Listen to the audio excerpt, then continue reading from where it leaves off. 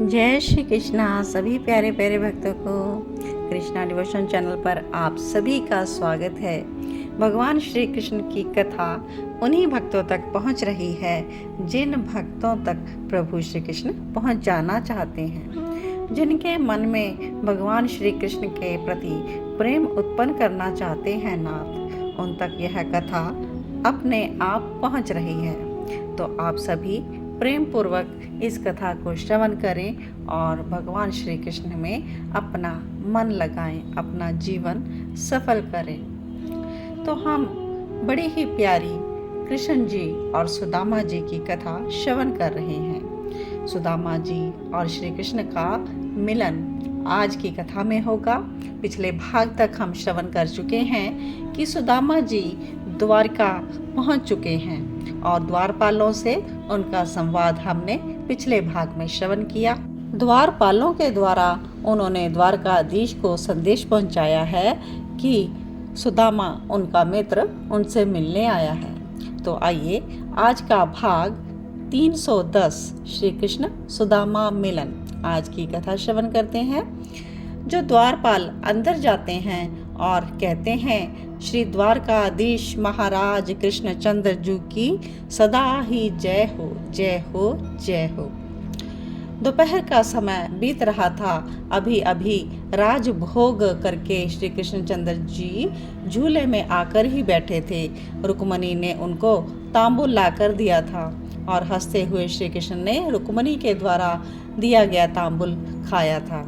और तभी से इन द्वारपालों ने जाकर सावधानी पूर्वक महल में प्रवेश किया और कृष्णचंद्र जी की सदा ही जय हो यह घोष किया।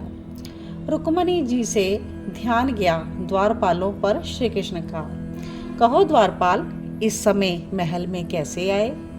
हे भगवान, कोई आपसे मिलने आया है, यह सिर झुकाकर कहा द्वारपालों ने। कौन आया है? क्या देवराज इंद्र आए हैं या ब्रह्मदेव पधारे हैं या भगवान नागेश की सवारी आज इस ओर मुड़ गई? बड़े प्रेम से तांबुल चबाते हुए श्री कृष्ण द्वारपालों से पूछ रहे हैं। द्वारपालों, कोई सामान्य राजा हो तो मैं इस समय मिलने का इच्छुक नहीं होता, ये तो तुम सबको पता ही है, और मिलना भी हो तो सभा में मिले। इसलिए बताओ, कौन आया है, इंद्र, ब्रह्मा या रुद्र? नहीं नहीं द्वारका नाथ, देवराज या ब्रह्मदेव नहीं, कोई विपन्न सा एक ब्राह्मण आया है। श्री कृष्ण उठकर जाने लगे वहां से और कहा, जो मांगे उसे देकर विदा कर दो। पर वो तो कुछ मांगता नहीं। हमने उससे कहा कुछ खा लो, भूख लगी होगी, तो कहता है मुझे क्षुधा नहीं। द्वारपालों की बातें सुनकर श्री कृष्ण रुक गए। श्री कृष्ण ने पूछना चाहा कि धन आदि की लालसा है क्या उसे? नहीं नहीं भगवान, उस ब्राह्मण के मन में वह भी कोई लालसा नहीं। श्री कृष्ण मुस्कुराए और महारानी रुक्मणी की ओर देखकर बोले, अद्भुत ब्राह्मण है फिर तो। स्वर्ण की द्वारका में आने के बाद भी कोई लालसा नहीं, कोई कामना नहीं। नहीं, कोई बाहरी वस्तु उस ब्राह्मण को आकर्षित नहीं कर रही भगवान। श्री कृष्ण जो कि पहले खड़े हुए थे लेकिन वापस बैठ गए द्वारपालों की बात सुनकर। रुक्मणी ने याद दिलाया, आपको सभा में भी जाना है। हाँ, पर ये ब्राह्मण फिर अपने द्वारपालों से देखते पूछने लगे, अच्छा, कोई कामना कोई लालसा नहीं तो फिर वो द्वारका में क्यों आया है ब्राह्मण? द्वारपालों ने कहा, वो आपसे एक बार मिलना चाहता है नाथ। उसके मन में कोई कामना नहीं, एक ही कामना लेकर आया है वो द्वारका में कि मैं द्वारकाधीश से मिलूंगा। नाथ, वो आपको द्वारकाधीश भी नहीं कहता, वो तो आपका नाम लेता है। द्वारपालों ने सिर झुकाकर यह बात बताई। श्री कृष्ण उठ खड़े हो गए। तुमने पूछा नहीं क्यों नाम ले रहा है मेरा? मैं तो इस द्वारका का राजा हूँ। हमने उससे कहा, लेकिन वो कहता है मैं आप के बचपन का मित्र हूँ। श्री कृष्ण चौंक गए, उनके देह में रोमांच होने लगा। मेरा मित्र? देखने में कैसा है वो ब्राह्मण? द्वारकानाथ ने द्वारपालों से अब तो पकड़कर पूछा। वो भी श्री कृष्ण का स्पर्श पाकर गदगद हो उठे। रुक्मणी महारानी यह देखकर चकित हो रही थी। बताओ कैसा है वो ब्राह्मण, बताओ। अब तो झुकोरने लगे द्वारपालों को। हे भगवान, उस ब्राह्मण का देह अत्यंत दुर्बल है। हमें आश्चर्य होता है कि वो चल फिर कैसे रहा है। उसके देह को देखकर लगता है उसने कई दिनों से अन्न का दाना भी नहीं खाया होगा। उसके देह की समस्त हड्डियां कोई भी गिन सकता है। जो जब उठता है, चलता है, तब ऐसे लगता है कि अब गिरा कि तब गिरा। उसके पैरों की विवाहियां फटी हुई हैं, उनमें से रक्त भी निकल रहा है। द्वारपाल आगे बोले, पर भगवान, भाल पर दिव्य तेज दिखाई देता है, इतने पर भी वो दुखी नहीं है, वो तो बहुत प्रसन्न है। हाँ, आपके महल को देखकर चकित हो रहा है, बस आपके बारे में सुनना चाहता है, वो आपके ही विषय में बोलना चाहता है। वो कमल नयन के नैनों से अब अश्रु भर गए ये सब चर्चा सुनते हुए। मेरा मित्र कहता है वो अपने आप को, श्री कृष्ण ने फिर से पूछा। द्वारपालों ने कहा, हाँ। एक द्वारपाल दूसरे से बोला, वो बात बताना। दूसरा कहता, रहने दे। तो श्री कृष्ण उत्सुक हो गए, क्या बात है? वो कह रहा था कि उज्जैन में आप दोनों पड़े हैं और चना भी। हाँ, अब तो श्री कृष्ण के अश्रु टप पड़े और नाम अपना बता रहा है। श्री कृष्ण आगे से बोल पड़े, सुदामा? हाँ, यही नाम बताया था। बस श्री कृष्ण अब दौड़े।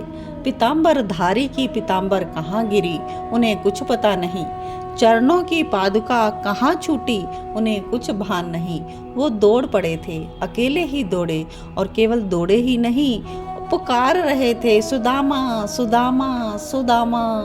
अभी तो रुक्मणी पीछे कुछ समझ ही नहीं पा रही क्या हुआ, और उधर सुदामा बेचारे बाहर बैठकर सोच रहे हैं, बहुत देर हो गई, अभी तक महल से द्वारपाल वापस ही नहीं आए।